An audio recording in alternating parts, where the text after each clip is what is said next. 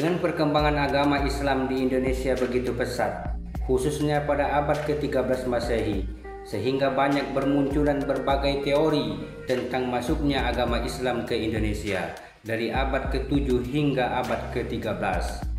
Islam masuk ke Indonesia dipercaya dengan berbagai cara dan dikemukakan dalam berbagai teori.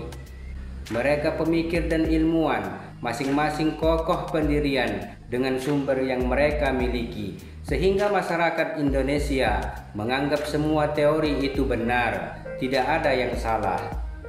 Generasi muda para kaum pelajar mendapatkan ilmu secara instan. Dilihat dari berbagai sumber yang ada di buku, di media sosial, khususnya di internet, informasi berkeliaran sangat bebas.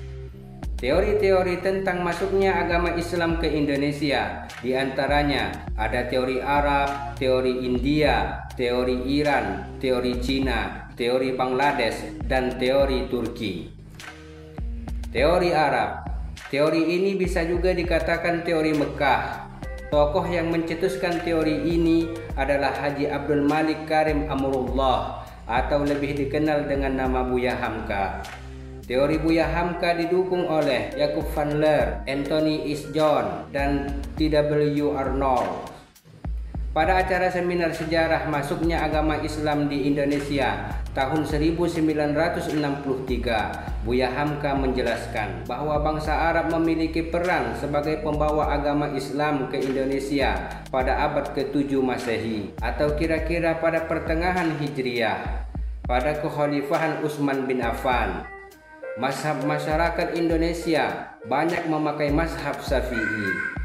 Sama halnya dengan mazhab di Mesir dan Mekah pada waktu itu. Kemudian adanya bukti dari berita Tiongkok menyatakan bahwa sejak abad ke-7 sekitar 674 Masehi, pedagang Arab telah membangun perkampungan di pantai barat Sumatera. Teori India. Teori ini dikenal dengan teori Gujarat, teori Coromandel, dan Malabar. Karena Gujarat, Coromandel, dan Malabar berada di wilayah India. Pada teori ini, saya membahas tentang teori Gujarat. Teori Gujarat adalah salah satu teori populer dalam sejarah masuknya Islam ke Indonesia yang didukung oleh para tokoh orientalis, di antaranya J.W. Jedros yang dikembangkan oleh Snokhor Gronje, J.P. Nava, W.F. Stederham, J.P. Moket, dan Sucipto Wiryo Suparto. Menurut teori ini, Islam diperkenalkan ke India melalui kedatangan kaum saudagar dari Gujarat melalui Selat Malaka yang datang pada abad ke-13 Masehi. Pendekatan ini menegaskan bahwa jalur perdagangannya yang ramai antara Gujarat dan wilayah Indonesia secara intens. Kemudian ditemukannya inskripsi disebut tertua tentang Islam di Sumatera pada tahun 1297 Masehi yang berbentuk batu nisan Sultan Samudra Pasai, yaitu Malik As-Saleh, yang memiliki corak khas Gujarat.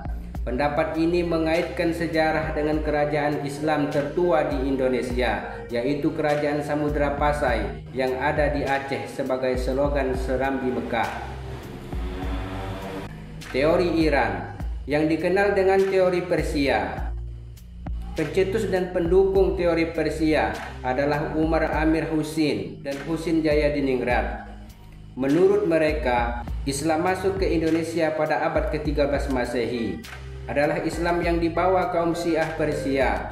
Dilihat dari kesamaan budaya antara Islam di Persia dan Indonesia, di antaranya adanya peringatan 10 Muharram atau Asyura.